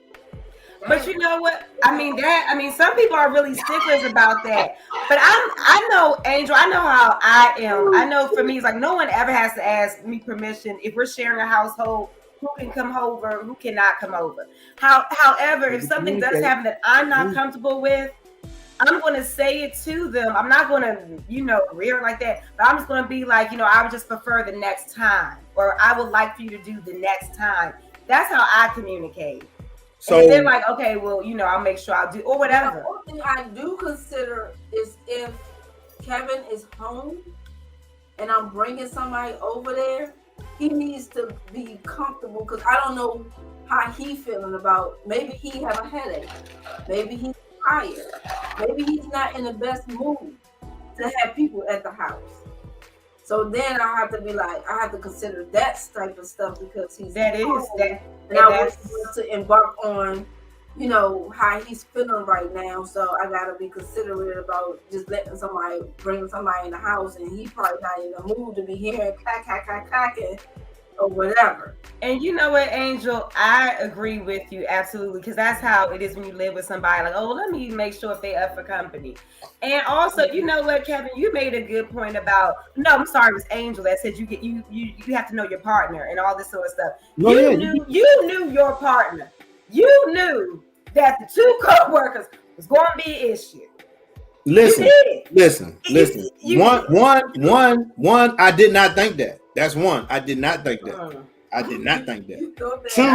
Two.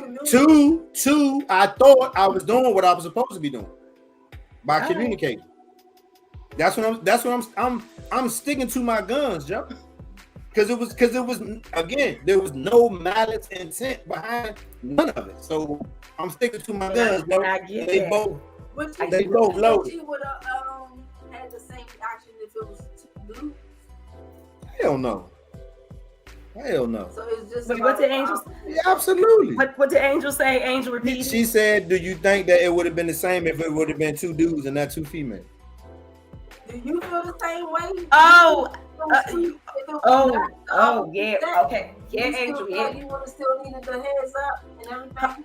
Oh yeah. Okay, Angel. Yes. First of all, I know for me, when I was living with my son's father, if it was anybody, but honestly, that's how I am in my house. Like, you got to give just give me a heads up so I'll just know certain things. Like I am a stickler about that. You see how you hold your hands when you do it? Yeah, that means you touch people. That means you be like, no,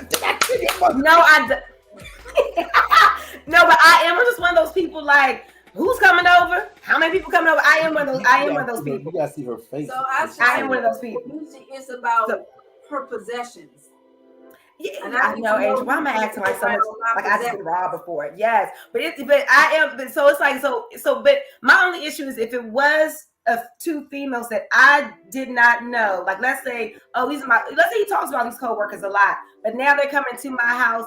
I'm gonna be very honest with you. Yeah, I would be concerned. Number one, I'll be concerned they come to the house. Like, definitely give me a heads up. But I would be concerned about the two coworkers, and I'm not there. See, but again, that's me. I said, Angel, you're very secure. You're very secure. And you know your partner. You know your partner. Wait. Real quick. So somebody said, did you discuss how you communicate things because we set terms for how things go? You missed that. I said after the fact, we did talk about it. We set boundaries.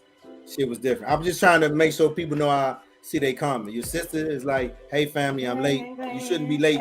You're supposed to always be on time. Whoa. Somebody else said, our spouse has to be in our full thought, and so I want to speak on that. So again, I feel like again that little undertone, full thought. What the fuck does that mean?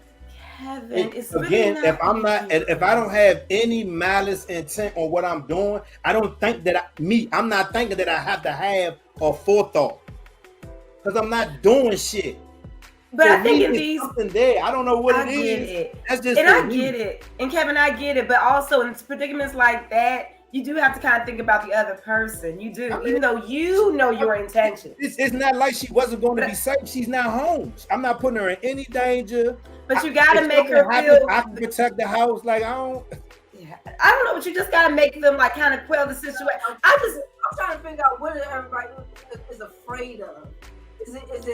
Are you afraid that your spouse gonna cheat on you in your house? Maybe. You know what? I wasn't asking for permission anyway. Somebody saying you're not asking for permission. I wasn't asking for permission. I was. And I don't know. But I don't know if your ex-wife was even wanting to give you permission or not to, because even when you're saying beforehand, no one's asking for permission. But that's a whole different I don't care conversation. Found outside. Good God Almighty. Yeah, whoever said that, that's me. I don't care who it is coming up through here. Tell me beforehand who's coming up. The two raccoons. Tell me the two raccoons' names and who they are. Tell me. This is my house. Certain two things for sure. If your spouse want to cheat on you, I don't give a shit. They gonna find a place to cheat on you at. Everybody knows that. I mean, so what I'm saying is, I'm not saying I don't get what everybody's saying, forethought and beforehand. Yeah, I'm not saying I don't understand it. I'm just trying to figure out what is lying under that. Because it's something under that. You know what I'm saying? Because I can see. Hold on. I can see if I mentioned that whole scenario and I never mentioned that I said it. If I wouldn't have never said us, y'all would have cussed. I'm not saying y'all, but I would have got. I know. I mean, you like, oh, and you ain't say nothing. Oh, fuck that. So my thing is, even though I said something, again, good old relationship, catch 22. Damn if you do, damn if you don't. You see what I'm saying? I can see, because I can see if I didn't communicate at all. Yeah, it would have been real. Yes, that would have been. That might feel funny. Like that. Yeah. You had 2 women in my house that I didn't know, and you didn't tell me at all. Nah, babe, just to get something to eat. But it didn't go like that. I told you why they were here. You heard them making plates behind me. So that's the part that I'm just like. I think for most of us, and I hope I'm speaking for the audience when I say this. For most of us that were talking about beforehand, I don't think we were talking about the cheating factor, or I'm thinking you're going to cheat because you're telling me that 2 women are in the house. You're telling me that. I'm trusting you off of that because you are telling me that 2 women are in the house. So I'm not even thinking about cheating, right? I'm not even thinking about that. I think people just saying it's a common courtesy that 2 strangers that do not live with us are coming into our house. No, and so again, as I rewind it again, I'm not, even when I think about it now, I'm not negating that. I'm not. What the fuck is that? It's the refrigerator. It's the refrigerator door. The refrigerator arm? Oh my God! It's the refrigerator on my son. My son got some. Podcast ever, you got the refrigerator arm in the show, man. Oh my God! He went and about the refrigerator and just didn't want to be on camera, so I opened it right there. This kind of reminds me of a similar scenario where it's a father or mother and a child, and the opposite parent says, don't have nobody around my child that I don't know or I've never met. So, and I had to a scenario like this with a cousin of mine where her baby father had a girlfriend or whatever, and she was like, I'm not taking my baby over there because he has this girlfriend that I never met and I don't know what she would do to my baby. Ooh. And I said, do you honestly think that his father would allow his own flesh and blood to be hurt by anybody? Do you think that his father loves him less than you do? And she had to think about that. Do you think that his father will be less overprotective over him than you are? And she was like, yeah. She was like, no. I said, so what's the problem? I was like, bitch, I want to go out. And he said that you can drop the baby off. So what are you doing? You fucking around. Yeah, you fucking a kid-free night. I'm trying to go see R.E. tonight. But you know what, Angel, I do agree with you on that one. I know me personally, have I met all of JP's father's girlfriends? No, I have not. Do I want to? No, I do not. As long as my child is safe. I said, yeah. I said, judgment because he is their father. Yes, I'm there because I do not mess up a kid-free weekend. I don't mess up a kid-free weekend. More credible than me. Like, if you do something to these kids, you're going to have to see him and deal with him. Yeah, I do trust that he will definitely protect our son and definitely do what he has to do. So it's not almost like, oh, I gotta meet son. I don't have to meet any of these women. As long as he's in your safe protection, I trust that, and I'm definitely a component because I don't mess up no kid-free weekend. I'm not doing that. God, she did good. Like yes. Like, what are you talking about? So that's what I'm saying. I'm like, in any conversation, in any discussion, somewhat. I'm just saying somewhat, and I hate that I got to bring this up, but somewhat to a degree, it's always that underlining something. I think with your ex-wife, it was. You know what I'm saying? With your ex-wife, it was, Kevin. I'm just saying. I'm just learning that we all deal with our old shit certain ways. A lot of us haven't all the way dealt with our old shit in certain ways, and some of that resurfaces in our relationship depending on where it resurfaces. Okay, we don't know when it's gonna pop up, but sometimes it pops up. And I'm not saying that I wasn't wrong. I'm not saying that I was wrong. I'm not saying that I was right. All I'm saying is at the time, I felt like I did what I was supposed to be doing. That's it. That's how I leave it. But I'm looking at the comments, and even Nadia was asking me, what is communication to me? And I'm just like, to me, communication is exactly what I did. In that moment, when I realized that I do have 2 women in my house that my wife don't know, I call her. Hey, I got my 2 coworkers here. They making plates. You know what I'm saying? So it's not like I did. And so again, that's why I say I go back to the part with not saying would it been a different story if I didn't communicate anything at all, hell yeah. Of course, yeah. It would have been way different. But you know what? I like what this person just said. Like, I don't believe it's an underlying tone. Maybe it's how we are raised, and I definitely agree with that. Because I know that's how I was raised. That's why I always need to know beforehand stuff, because that's how I was raised. My mother always said, tell me beforehand before somebody comes over. Oh, you know, friends come over, you gotta tell them beforehand. So that's kind of like how I was raised too. Like, your house is your sanctuary. So if you live with other people, you gotta give them the common courtesy to let them know when people are coming into your home. But I think it depends on, like Kevin, what you was talking about, if you have a secure partner or an insecure partner.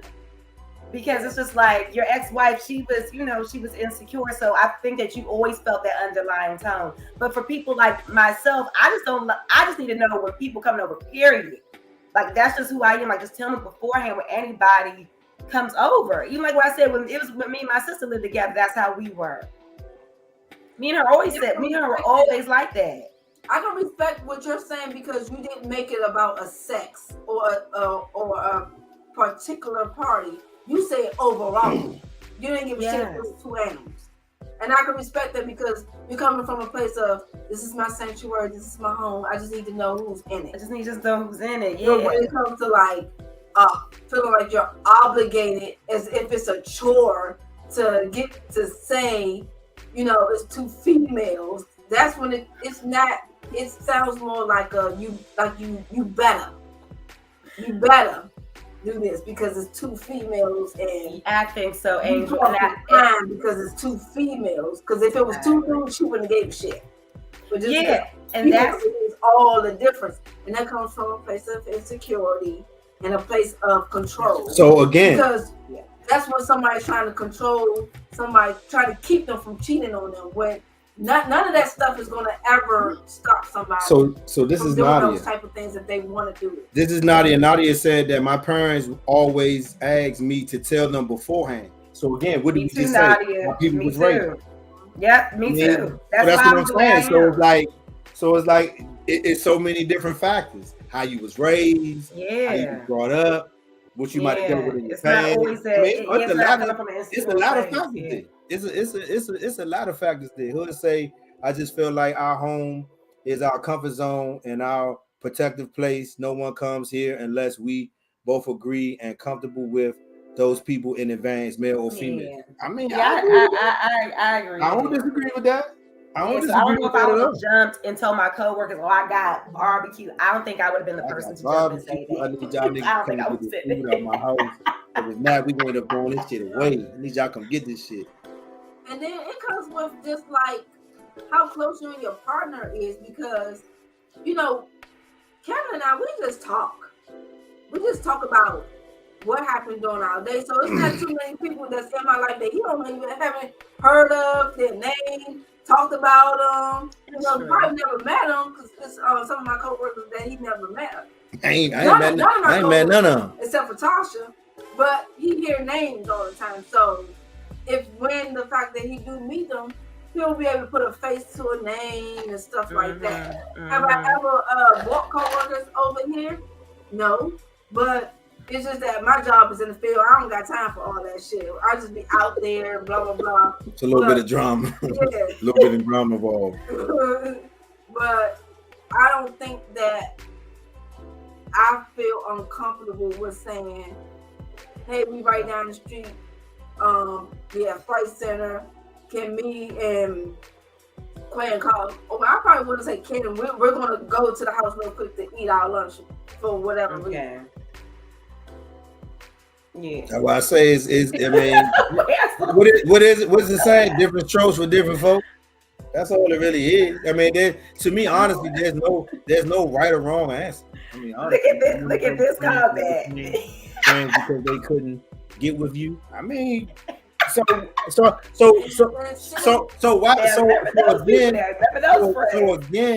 that is a decision.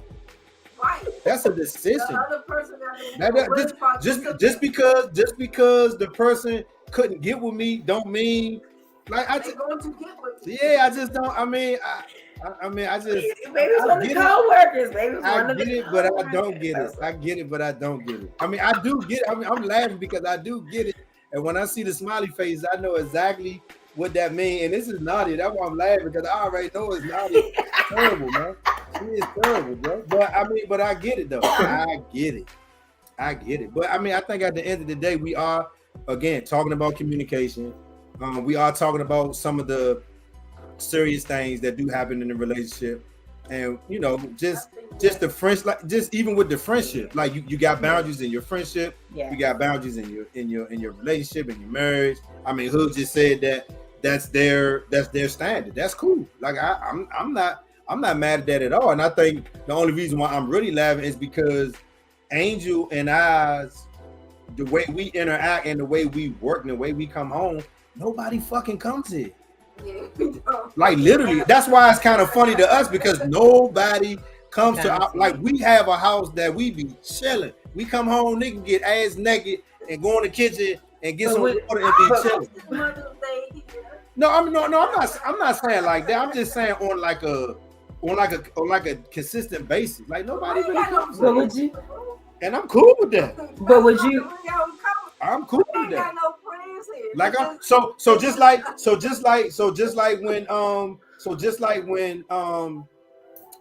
the first time Hood and them came, I told you, I was like, hey, Hood and them coming. She was like, all right, bet. It wasn't no drawn out conversation. No, but that's totally different, Kevin. I understand it being different, but what I'm saying is it's communication, period. I just keep hearing this beforehand. So let's say tomorrow, you and your co-workers and y'all talking about something like, oh, I got a couple of beers at home, so I'm going. That's what I'm saying. Well, will you still do that? Will you still be that person to just spontaneously invite co-workers to your house for lunch? Are you that person now? What you mean? That will spontaneously invite co-workers to your house at lunchtime? Or are you that person? I'm asking. And I'm trying to answer. Damn. You call this motherfucker answer my question. I don't. Hyped I get. So I got new coworkers. I don't know them that well yet.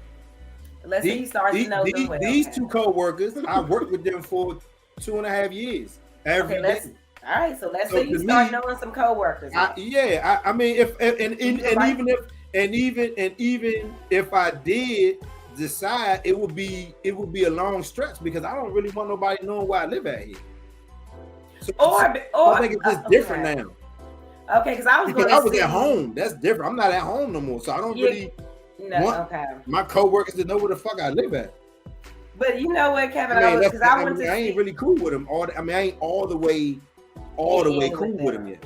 So because I was trying to see, because of that one incident, I was trying to see if you are still that person that would even tell your house spontaneously. So again, that's why I made reference. But that's why I made reference to the protection part, because I'm like, I don't think I'm gonna ever put my house, regardless of who's in it, in a compromising state. You know what I'm saying? Okay, prime example. I had a party at my house one time, and I'm gonna say a homie brought a nigga that I didn't know to my house. I didn't let him or the nigga in my house. Yep. Because I didn't know this nigga at all. So what I'm saying is, I understand the afterthought of the beforehand part. I get it. I totally get it. But I'm just saying, for me, to answer your question, I'm not 100%, fully comfortable with my coworkers to the point I would invite them to my house. So I wouldn't now. That wouldn't happen now. But that is because of that though. But my other coworkers, we was cool. Let me see. Is this a long one? 20 seconds. Shit. Say I bought a car and these dudes selling me the car. We're trying it. The joke was at the end of it, the deal, he said, why didn't you bring your husband? I said, because we agreed my prices would look different. However, we talked about it in full beforehand, and we had a game plan. Plus, he knew I wasn't worried about nothing other than the car price. I mean, so again, even with, let me see who this was, Nadia. So even with that, I understand.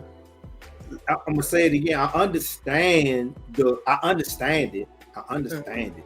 And now I'm understanding it more that, again, she just told us how I was raised. And that's okay. Because that's her line of thinking. And I'm cool with that. Hood line of thinking. I'm cool with that. I'm cool with it. I just feel like as people, we all got our, ways we think and how we see stuff. And it's cool. Because I learned shit from, people. But also, different but then also too, like being in relationships, like let's say it's two different people, like one person was raised this way, the other was raised that way. I think even in relationships, it's just good to listen to both sides, because then you'll be like, oh, okay, well, I see why he didn't call me, or he called. I get it. He's not, that's not who he really, he's not like me when it comes to how long does it take to get to that point though? I know for me it doesn't take much. It doesn't take, because I don't come with all that. I really want to sit down and politely talk. So that's no wine, no alcohol, just talk. Kevin, especially when it comes to house. You talk with your hands a lot. House rules. And people that normally talk with their hands hit people. That's all I'm saying. I'm animated. Do you talk with your hands too? Nobody has seen my hands yet tonight. Kevin, you talk with your hands. Like, answer the question. I talk with my hands. I talk with my hands, man. You was like, I get excited. Yeah, she get ready to change this into something else, man. Oh, okay. But I'm just saying that I was glad that you posted that, because a lot of people don't talk about their friendships with their male friends, and I hadn't really heard what was the word I was looking for? I hadn't heard the what do you call it? The acknowledgement of how important it's been in your life, for how you kind of set your own standard for the man that you want to be with. I was like, man, that's tough. It so does. I think that's a good. I think if they know it or not. Yeah. I mean, and to a degree, I felt like it was a lot of positive vibes in that post. You know what I'm saying? In regards to black men, because I know you wasn't talking about no white men. So again, it was just something positive that I wanted to bring out, because it's like we as black men get beat up on in so many areas of our life. I just love to hear when, especially black women, praise a brother, for just being a good dude. And that's kind of the premise of the conversation. I know I went left with the example, but I mean, in all, like I say, we all been through different shit. We all, felt different types of pain. I mean, we all see shit different, and I'm cool with that. I mean, I think even on this platform, even if I don't, fully agree with somebody, it's never, to the point where I'm like trying to stuff my motherfucking opinion down your mouth. You know what I'm saying? So, I mean, it's all good. I mean, I know we're not gonna always be eye to eye, but right. Nah, Blue alumni on that. I mean, don't get it twisted. I did go to Roosevelt too, so I mean, I'm an alumni of Roosevelt and Blue. So it is what it is. And I got a lot of uptown family that come through on the platform regularly. We went to go see Durr when she came to West Palm Beach. She made us dinner. Angel fucked that food up. I ain't never seen Angel eat that fast, Joe. This she ain't want to eat all of it. She tried to say, I'm gonna taste some of it when I go home. Not me. I ate every motherfucking thing she put on my plate. I was like, fuck that. And they had liquor and wine. And they had liquor. Man, that shit was, man, I was like, yeah, uptown for real. But very pleasant. Yeah. Very chill atmosphere. I mean, I loved it. It was all love. So that's why I really do like the relationships that I've, created over the years with certain people.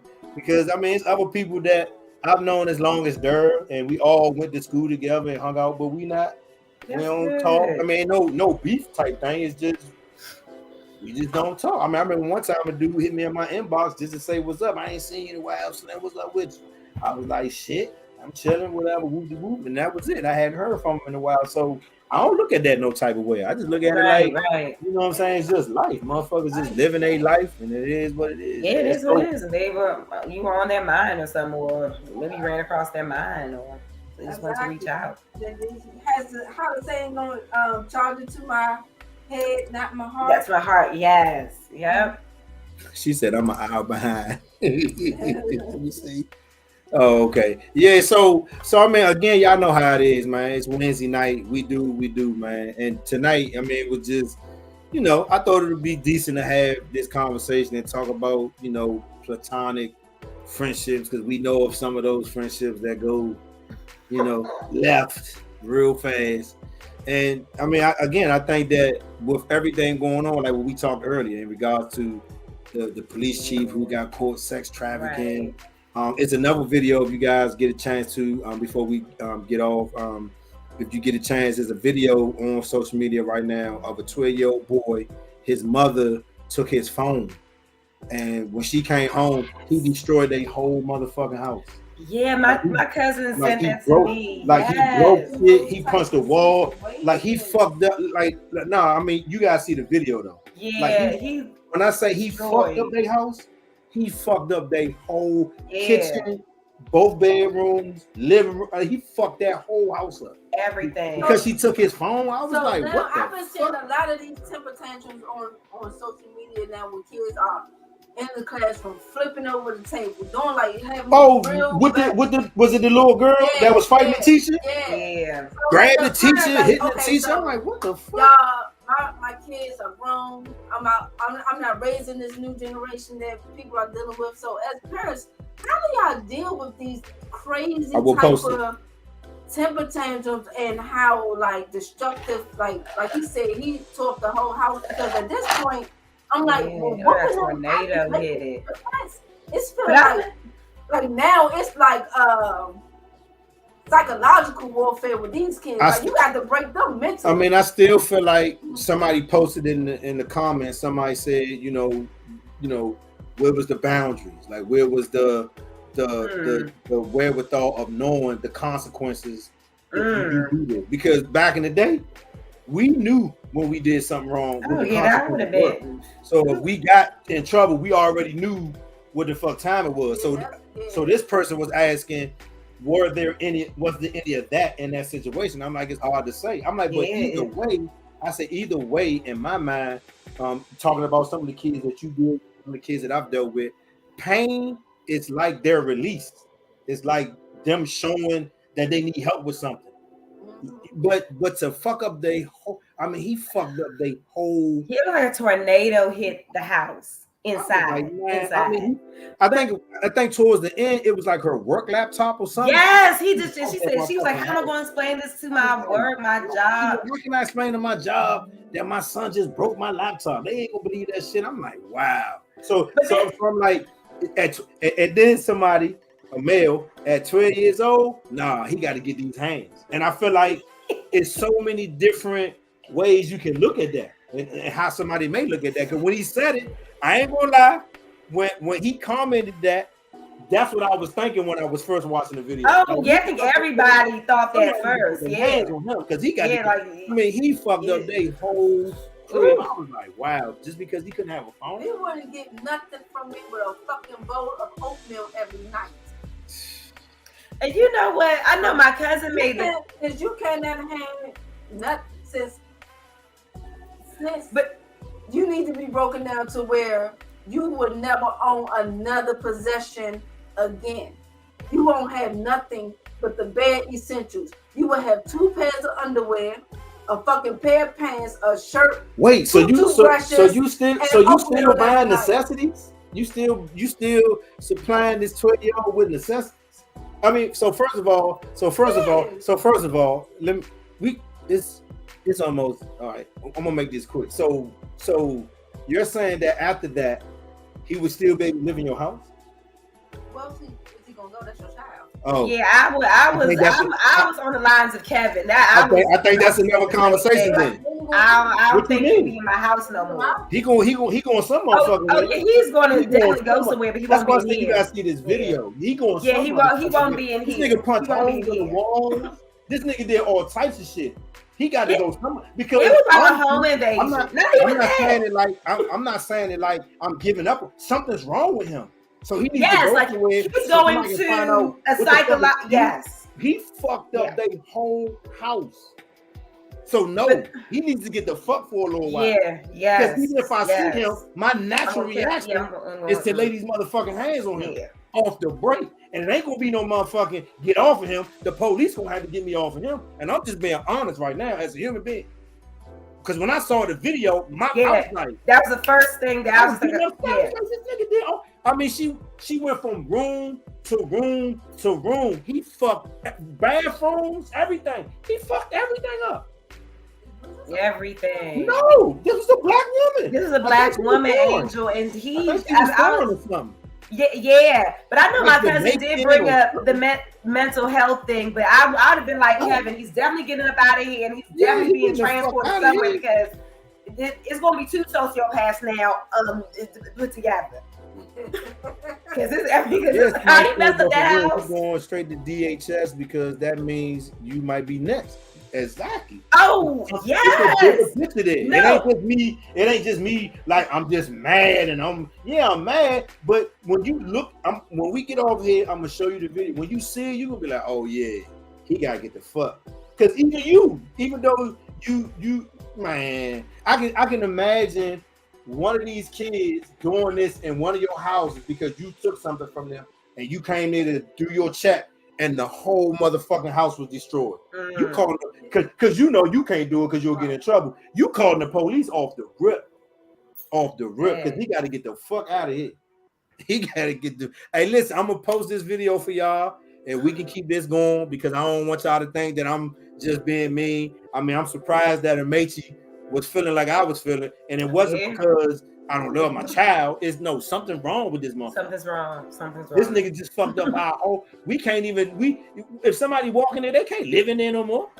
No, she has to get a whole brand new. She got to get everything new. And then even with that, you call your insurance company and say, "Oh, I gotta file a claim." Well, what happened? Yeah, my son fucked everything up. The insurance company gonna be like, "Oh well."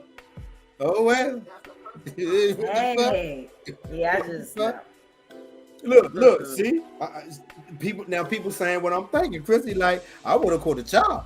Yeah, that's my instant. Get out of here. That's your child. I know, but he has to get the fuck out of here. Yeah, I mean, in this moment, all of us as black parents, our first instinct is to knock his ass out. Hey y'all, Shorty getting fucked but up. That child is gonna come back. Even if you get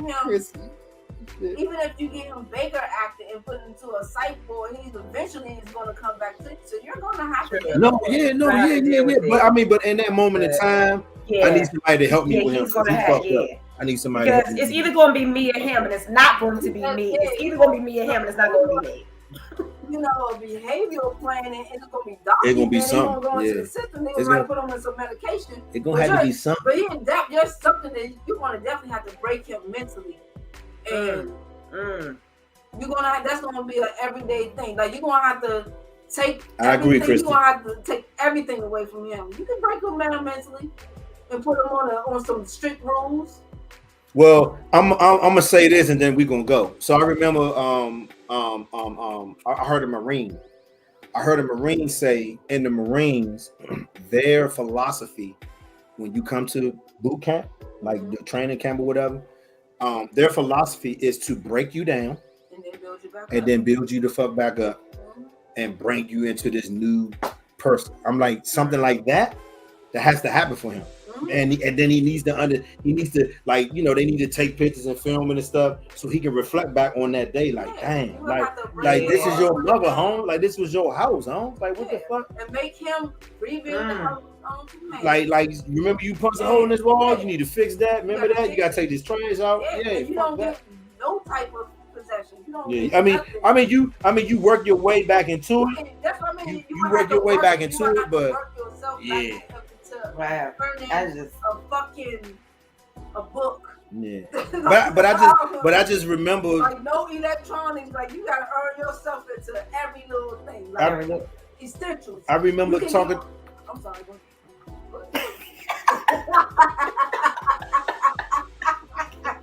And she ain't had no drink, nothing. Just ready to go. But I'm saying, I remember talking to this Marine, and when he said that, it made me think about myself too. It made me think about, shit that I did and having to get broke down. Like you. Remember when you said you weren't working? Yeah, you broke down. What happened? You had to break yourself down. So I think when it's that bad, or we get to that point, we got to acknowledge that, you know what? Yeah, something else got to give. We got to do something else got to give. So I think in that aspect, I can't wait till I show her this video, because I think her whole, I want to record it too, because I think she would be like, oh no, I'd have fucked him up. Yes, because she ain't see the video, though. Soon as she see this shit, she could be like, oh, all right. But that's it, y'all. We just came here to do what we do. I know we run a little off schedule, but I mean, hey, it is what it is. Y'all ain't doing shit else, and if y'all here, y'all ain't doing nothing else, so y'all might well come fuck with us. But what's this? Today is the 14th? Yes. There's the 14th. So I'm letting y'all know now. Next week, which would be the 21st, correct? 21st, our guest is going to be a young lady named Sydney. She's 16 years old, and she's an author of she wrote a book of poetry. She wrote a book of poetry, and I want to interview her because I think that it's a lot of the entries that she has in it is very interesting, and I want to kind of talk to her to see where she was coming from with it. I mean, I know her mother. Me and her mother went to Dale State together, and when she wrote the book, I wanted to buy it, and when I bought it and read it, I read it when I was in Mexico. I hit her mother up and was like, look, is it okay if I would interview your daughter? She was like, yeah. So I went over, the do's and don'ts, what I can ask or what I can't ask, or stuff like that. So it makes you should be getting the book soon. So after you read it, we'll be able to get with her, and I think it's going to be a great interview. And then the last week of the month, I'm still up and down on who it's going to be, but as soon as I get a confirmation, we'll figure it out. But I'm hoping it'll be the young lady that me and you discussed. And then for next month, I'll try to push the lawyer to come, because she'll probably have some free time then. So just bear with us. We're gonna have some guests on. We just trying to, work y'all up to that platform.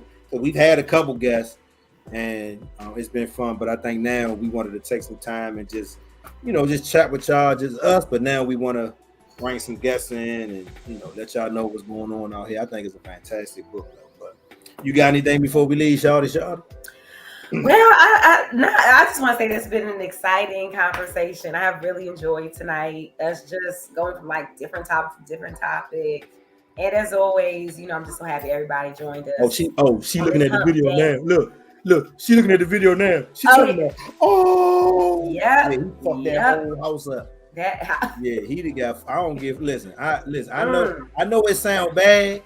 But he the guy fucked up.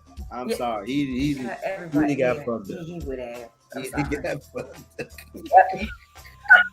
He got fucked up, man. So from the Amechi Effect and myself, man, we want to say thank you for coming through, man. Next week we got something special for y'all, man. So if y'all can, please tune in, man. This young lady is her.